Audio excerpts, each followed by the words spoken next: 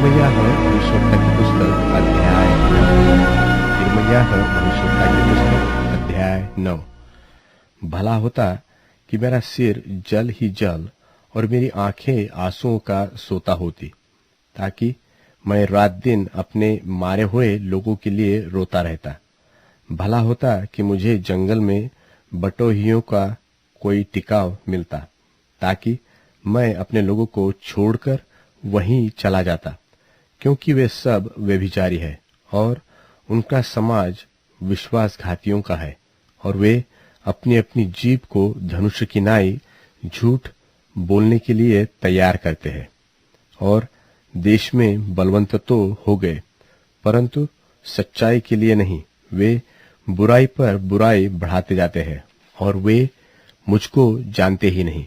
यहोवा की यह वाणी है, अपने अपने संगी से चौकस रहो और अपने भाई पर भी भरोसा न रखो, क्योंकि सब भाई निश्चय अड़ंगा मारेंगे और सब संगी लुतराई करते करते फिरेंगे। वे एक दूसरे को ठगेंगे और सच नहीं बोलेंगे। उन्होंने झूठ ही बोलना सीखा है और कुटिलता ही में परिश्रम करते हैं। तेरा निवास छल के बीच है, और छल ही के कारण वे मेरा ज्ञान नहीं चाहते। यहोवा की यही वाणी है। सेनाओं का यहोवा यो कहता है कि देख, मैं उनको तपाकर परखूंगा, क्योंकि अपनी प्रजा के कारण मैं उनसे और क्या कर सकता हूं। परंतु उनकी जीभ काल के तीर के समान बेधने वाली होती है, उससे छल की बातें निकलती है। वे मुंह से तो एक दूसरे से मेल की बात बोलते हैं, पर मन ही मन एक दूसरे की घात में लगे हुए रहते हैं। यहोवा की यह वाणी है कि क्या मैं ऐसी बातों का दंड न दूं? क्या मैं ऐसी जाति से अपना पलटा न लूं?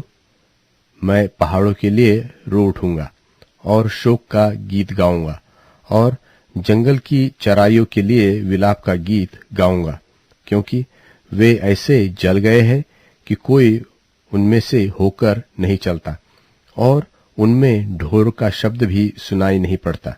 पशु पक्षी सब दूर हो गए हैं, और मैं यरूशलेम को डीह ही डीह करके गिदड़ों का स्थान बनाऊंगा, और यहूदा के नगरों को ऐसा उजाड़ दूंगा कि कोई उनमें न बसेगा।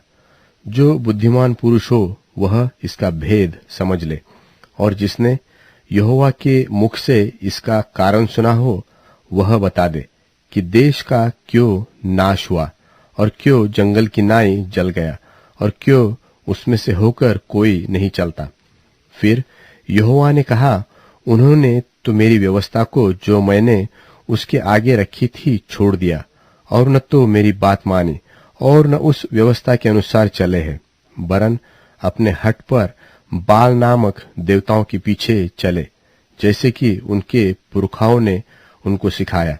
इस कारण सेनाओं का यहोवा, इस्राएल का परमेश्वर यो कहता है कि सुन, मैं अपनी इस प्रजा को कड़वी वस्तु खिलाऊंगा और विष पिलाऊंगा, और मैं उन लोगों को ऐसी जातियों में जिन्हें न तो वे न तो उनके पुरखा जानते थे तितर बितर करूंगा, और मेरी ओर से तलवार उनके पीछे पड़ेगी जब तक कि उनका अंत न हो जाए। सेनाओं का यहोवा यो कहता है कि विलाप करने वालियों को सोच विचार के बुलाओ, और बुद्धिमान स्त्रियों को बुलवा भेजो कि वे फुर्ती करके हम लोगों के लिए शोक का गीत गाए। हमारी आंखों से आंसू बह चले और हमारी पलकें जल बहाए। सियोन से शोक का यह गीत सुन पड़ता है कि हम कैसे नाश हो गए, हम क्यों लज्जा में गड़ गए हैं, क्योंकि हमको अपना देश छोड़ना पड़ा, हमारे घर गिरा दिए गए हैं।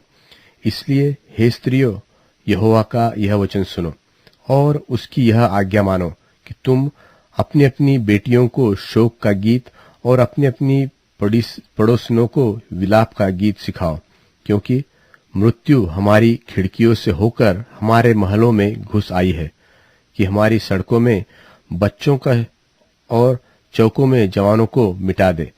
तू कह कि यहोवा की वाणी यो हुई है कि मनुष्यों की लोथें ऐसी पड़ी रहेंगी जैसा खाद खेत के ऊपर और पुलिया काटने वाले के पीछे पड़ी रहती है, और उनका कोई उठाने वाला न होगा।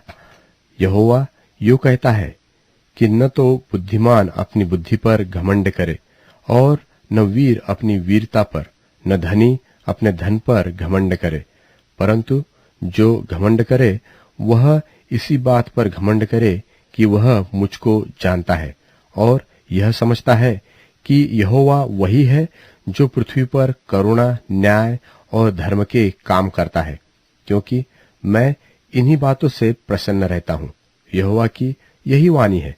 देखो, यहोवा की यह भी वाणी है कि ऐसे दिन आने वाले हैं कि जिनका खतना हुआ है उनको खतना रहितों के समान दंड दूंगा, अर्थात मिस्रियों, यहूदियों, एदोमियों, अम्मोनियों, मोआबियों को, और उन वनवासियों के समान जो अपने गाल के बालों को मुंडा डालते हैं, क्योंकि सब अन्य जाति वाले तो खतना रहित है, और इस्राएल का सारा घराना भी मन में खतना रहित है।